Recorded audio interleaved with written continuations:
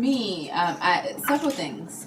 One, I had a friend who was hurt by someone in the movement, who dated multiple people in the movement, and I think that there was no clearly defined way of talking about the hurt feelings or talking about what love means in the movement when there's like a handful of eligible, quote unquote, straight men in the movement, and they get all kind of male privilege in the movement, and so there's no way there's no accountability.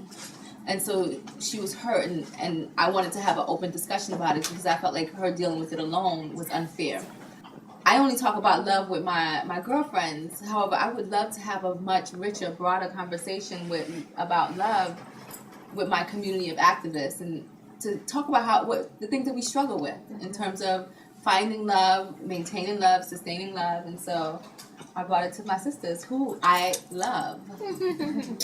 I wanted to talk about this because I think we really struggle to find love that challenges us in good ways, and that we let pieces of ourself go in relationships that we might not normally let go of in our activist community. Or I want to find that. I want all of my friends to find that. I want all the people that I'm organizing with to find that, because if we can, then that only makes us stronger, and we don't want to enact the things that we're pushing against. Like we want to find true love in its many forms, whether that's amongst our own activist friends, the relationships that we're in, and holding people accountable to those things. For me, there's a few reasons why. So first, when I think about why we sort of came together, I think about, similar to the way Kalima said, providing support to somebody who was in a relationship with somebody that was incredibly violent. Both of them were movement people. There was an age difference between them. They were different genders. There was a lot of dynamics.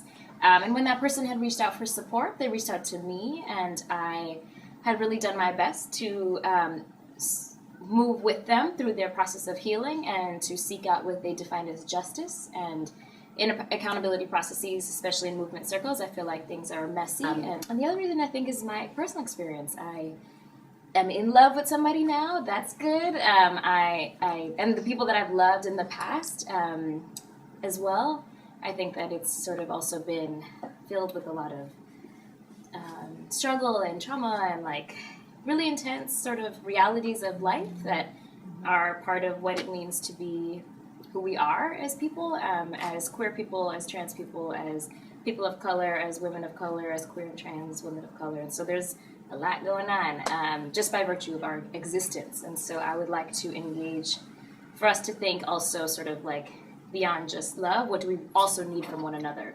And can we act in ways in which our relationships are also true and authentic friendships, and that we have each other's backs, and that our friendships are also places for love as well.